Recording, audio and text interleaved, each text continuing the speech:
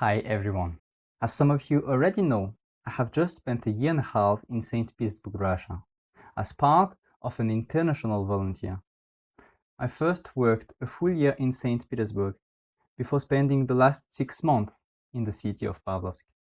So, to show you where is Pavlovsk comparing to Saint Petersburg, here is it. This city is very popular for tourists, especially in summer, thanks to its imperial ensemble, palace and park. But this will be the subject of a future video. I spent between 1 hour and a half and 2 hours on transport every morning and evening to get from Saint Petersburg to work in Pavlovsk, using, among other things, the red line of the metro and the train.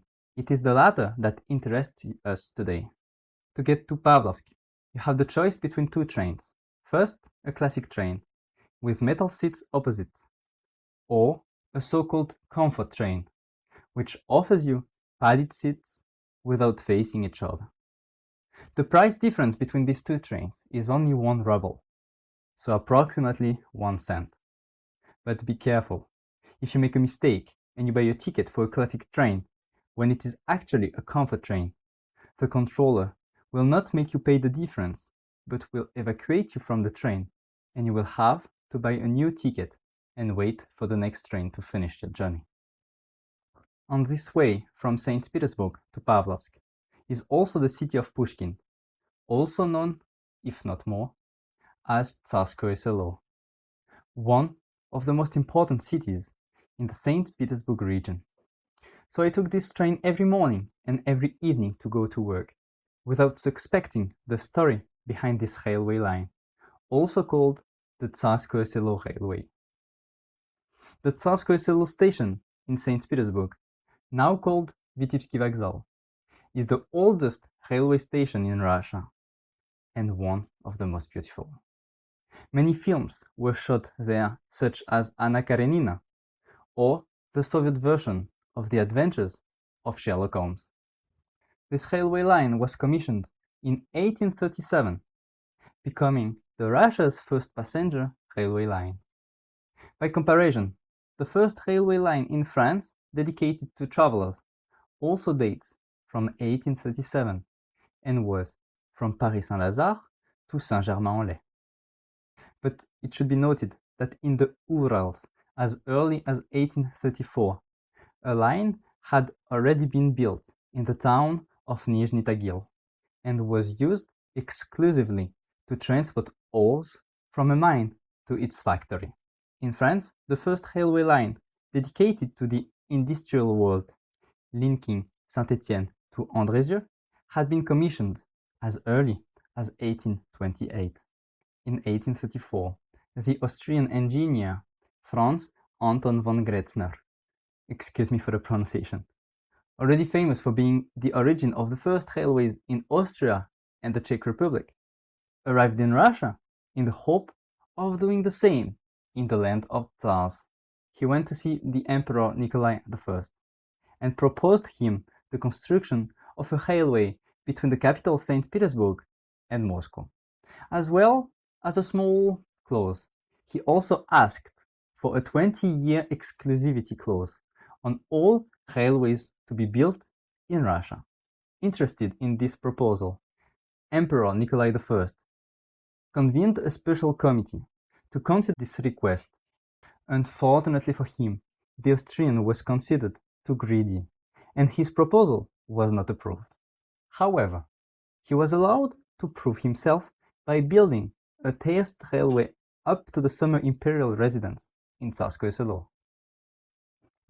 Work began on 1st of May 1836 for a route totaling 27 kilometers.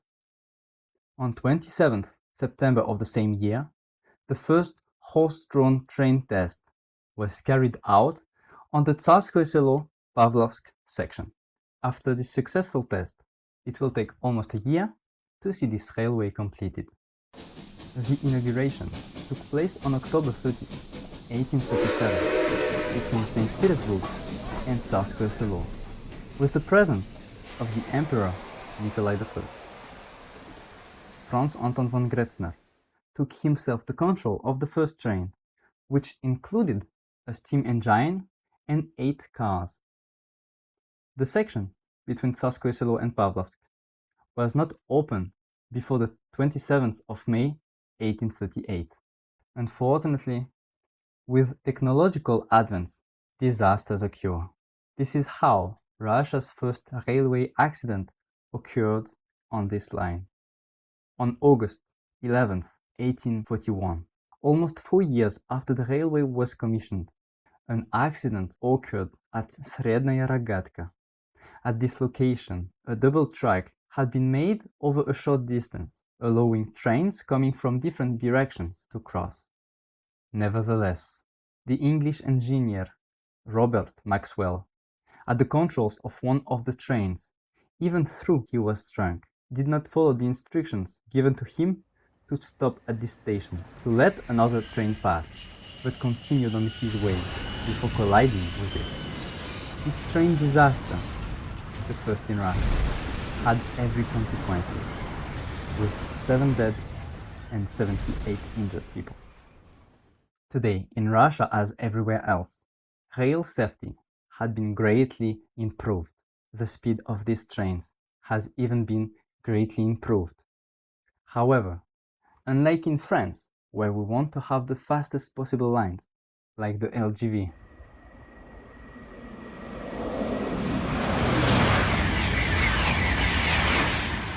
in Russia, what counts is not the speed, and that's what I particularly like about trains in Russia. A train will always depart on time and will always arrive on time.